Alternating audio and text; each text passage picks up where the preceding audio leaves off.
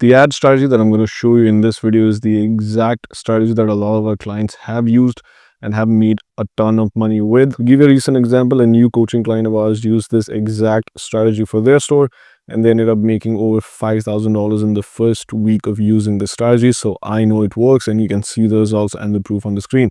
With that being said, this strategy is very effective and it's very beginner friendly. So if you're just getting started and you don't know where to start and you're confused what to do, just follow this exact strategy. It's very effective, and make sure you watch this video till the end, because the strategy and the campaign structure is just one part of it. It's also what you do after you set up the campaign that will dictate the success of your ads. With that being said, make sure you leave a like and make sure you subscribe, because I'll be bringing out more such detailed strategy videos for you guys.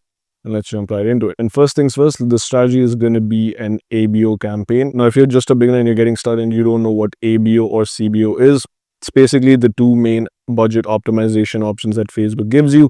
ABO stands for Ad Set Budget Optimization and CBO stands for Campaign Budget Optimization. I'm going to give you a 30-second rundown on what these are in case you're new and you don't know what they are. ABO basically is when you allocate a set budget to each ad set, and CBO is basically when you allocate a set budget to the whole campaign, and then Facebook will distribute that budget to each ad set based on the performance, right? Now, ABO is great when you're just getting started and you're testing ads, because that way you can see exactly which ad set performed best because you're allocating the same amount of money to each ad set. But CBO is better if you're scaling and you already have data to work with, because then you can have Facebook use the data and the algorithm to push money to the best performing ad sets. So because this is a testing strategy, we're going to be using ABO. Now, what you want to simply do is you want to set the campaign. And for the campaign objective, you're going to set it as conversion objective. And for conversion, it's going to be purchases, because that is our goal. The objective is very simple. Whatever you're looking to get from the ads, you set the objective as that. And because we want to get purchases, we set it at purchase. Now, next, you want to set up the budget. And since this is a beginner friendly strategy, we're going to be starting with a nice little $5 to $10 per day ad set budget. If you're wondering why the ad set budget is so low, because some people might think $5 to $10 a day per ad set is not that much money, but it's low because we're going to be testing multiple ad sets. Now, if you have a bigger budget, you can go more. You can do $20, $30 per ad set. But I'm going to put it as $5 to $10 because I assume that most of you are beginners and you're just getting started, and that is a good budget. We'll be creating 10 ad sets, so you'll be spending around $50 a day at a minimum using this strategy. Once you have the budget set, the next is the actual ad setup. So because this is a testing strategy and we do not have any data to go off of, you simply want to go broad. Understand that with successful ads, and I've been doing this for over 6 years, the key is data. Do not ever assume what's going to work. Just let the data tell you what works and what doesn't. So that is exactly what you want to do here. You want to go as broad as you can. Now, for the targeting location, you want to set to worldwide, but at the same time, you want to exclude these countries. And the reason for this is very simple. These countries mostly will get you a lot of clicks, but will not get you conversions. And we do not want to spend money just on clicks. So it's honestly the best to just avoid these countries. You'll find the list of these countries in the description. You can just copy and paste it from there. The next thing is the demographics, which is basically your age and your gender. You want to keep that broad as well. I personally set it for this strategy from 18 to 65, which is the broadest that we can go. And I include all genders unless your product is gender specific, right? So if you're selling something that is specific to females, just do females. If you're selling something that's very specific to males, just set males. But do not just assume if a product is something that can be used by any gender. Just go broad, because you would honestly be surprised. So do not make an assumption. If your product isn't gender specific, just go as broad as you can. And then this is the fun part, the interest targeting. Now, this is where you test different audiences. Now, what you simply want to do is for each ad set, you want to select one single broad interest per ad set. I'll say that again, and this is key.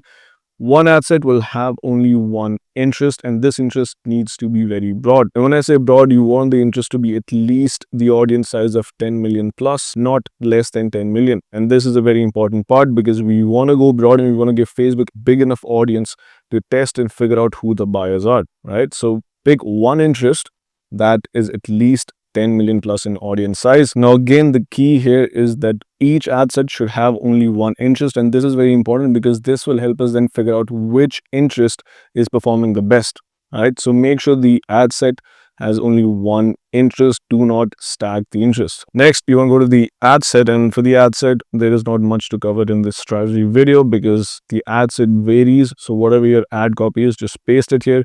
whatever your ad creative is, just add it here. And if you'd like me to make a detailed video on how to create engaging, high converting ad creatives, including ad copies, just comment the word creative in the description and I'll be happy to do so. So once you've added the ad creatives, the next thing is to duplicate this exact ad set 9 times, and then you will have 10 ad sets. Now what you want to simply do is go into each ad set and just replace the interest with a new broad interest that has at least 10 million plus in audience size.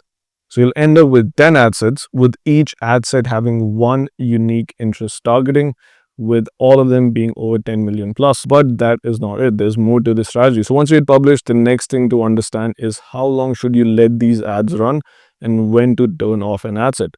Now, the answer to this is very simple. From my experience, I've learned that you need to let the ads run for at least 3 days. And the key here is patience. You need to be patient, because when you let it run for 1 day, you might not see results. Even 2 days down the line, you might not see good results. But you'd be surprised how many times I've seen ads pick up on the 3rd day itself, right? So we need to let these run for at least 3 days. Do not change anything. Do not change the budget. Do not play with the ad creatives. Do not change anything. Just let it run for 3 days. And then come back and look at the results. And I'll tell you exactly what KPIs to look for to figure out if the ad set is performing well or if you should turn it off. Now for the KPIs, the key metric that we want to look for is purchases. You want to see if an ad set has any sales, and at the same time what the cost per purchase is. So if your cost per purchase is at least half your product cost, that's amazing, that's great. But if that isn't the case, and if any of the ad sets haven't gotten any sales, the next thing to do is look at these 3 key metrics.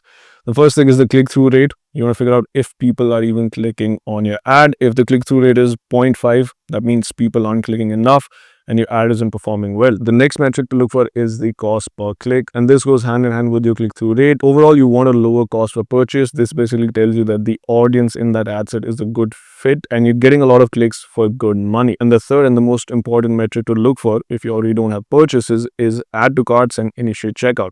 So an ad set with a lot of add to carts but no purchases might sometimes just need more time or a little nudge to get into being profitable. This is one of the most important things to look for if you don't already have purchases. And usually if you have a lot of add to carts and initial checkouts, sometimes just decrease your price, play around with your price, and you'll see a positive impact on your ads.